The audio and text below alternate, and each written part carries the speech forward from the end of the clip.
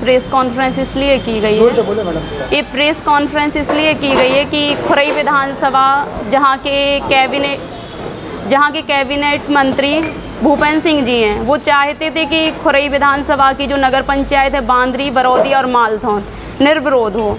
लेकिन उस जगह से जब हमने सोचा कि इलेक्शन में खड़े होने का सबका अधिकार है, तो हमने वहाँ से 5 नंबर महाराणा प्रताप वार्ड जहाँ से हमने फॉर्म डाला, और 3 नंबर जो अंबेडकर वार्ड है वहाँ से हमने अपनी मम्मी का फॉर्म डलवाया और एक फॉर्म और डलवाया। 3 फॉर्म ऐसे टोटल कांग्रेस के डले। उस दिन से ये प्रक्रिया इनकी चालू हो गई परेशान करने की कि ये कांग्रेस के लोग खड़े क्यों हो रहे हैं।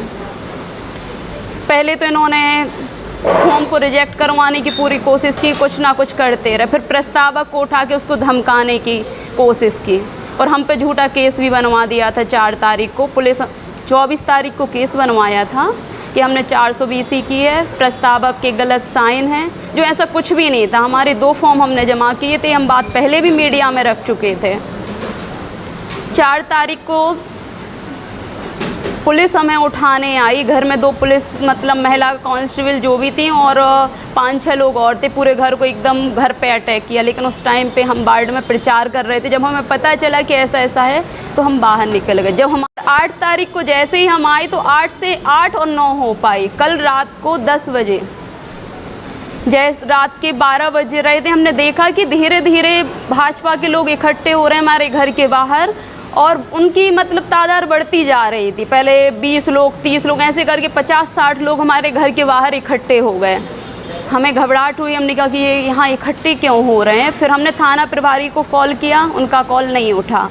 फिर हमने गुड्डू भैया को कॉल किया, हमने भैया यहाँ कुछ हमें गड़बड़ लग रहा है, ऐसा ना हो कि ये गड़बड़ करें और हमें गलत साबित कर दें। गुड्डू भैया ने एसडीओपी को कॉल किया। इतना होने के बाद 2 पुलिस वाले आए, पहले वो भाजपा के लोगों से मिले, फिर वो हमारे पास आए। हमने पूछा, हमने कहा ये लोग यहाँ क्यों इकट्ठे हो रहे हैं, हमारे घर में तो कोई है नहीं, पापा हमारे फादर हैं नहीं, हम लोग इलेक्शन लड़ रहे हैं, 5-6 लोग हैं, माँ और 2 मामा के लड़के हैं और हमारी मामी आ गई हैं आज ही। तो कहने लगे कि मुझे नहीं है पता ये यहाँ क्यों इकट्ठे हुए। इतना कहने के बाद पूरा 5 मिनट नहीं हुए, पूरे भाजपा के जो लोग वहाँ इकट्ठे हुए थे वो वहाँ से हमारे जहाँ हम खड़े थे बात कर रहे थे वहाँ आ गए और गाली गलौज करना चालू कर दिया कि टुकड़े टुकड़े कर देंगे, तुम्हें बहुत इलेक्शन लड़ना है। मतलब इतनी गालियाँ दी, इतनी गंदी गंदी, पूरा मोहल्ले में ये तमाशा रात में लोग 12 बजे देख रहे थे।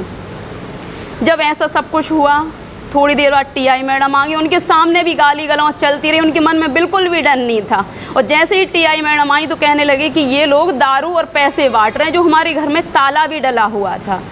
टीआई मैडम आई, हम लोगों ने ताला खोला और मैडम ने मतलब पक्ष इलेक्शन दोनों लड़ रहे हैं, आपने ना कोई पक्ष लिया ना कुछ। उन्होंने बोला कि इनके घर में दारू और पैसे बढ़ रहे हैं, ये हमारे घर के अंदर गए और घर का ऐसा कोई कोना नहीं होगा, गोदरेज से लेके एक छोटे छोटे हमारे खाने के बर्तन मतलब जिसमें अपन खाने की चीज़ें रखते हैं वो हमारे जो किचन है, किचन की फ्रिज खोली, जो पूजा का स्थान है, उन्होंने मतलब ऐसा कोई कोना नहीं बचा। छत तक पे वो हर जगह जाके उन्होंने देखा, ना तो उन्हें ऐसा कोई पैसा मिला ना उन्हें दारू मिली।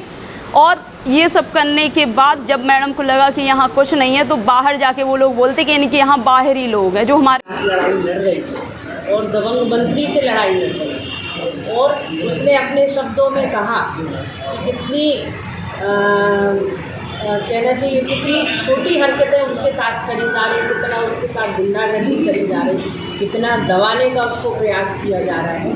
संविधान ने सबको बराबरी का अधिकार दिया है, सबको स्वतंत्रता है चुनाव लड़ने की, अपने मत का उपयोग करने की। और अगर इस प्रदेश की सरकार और इस प्रदेश के मंत्री अगर संविधान को नहीं मानते और लोकतंत्र को नहीं मानते तो अगर कह दें कि भाई सारे प्रदेश में चुनाव प्रक्रिया बंद हो जाए, कोई चुनाव ना लड़े और जो भारतीय जनता पार्टी के गुंडे हैं वही चुनाव लड़े और वही चुनाव जीते, वो निर्विरोध चुन जाए, तो कहीं ना कहीं पूरे कांग्रेस पार्टी आज रक्षा राजपूत के साथ है।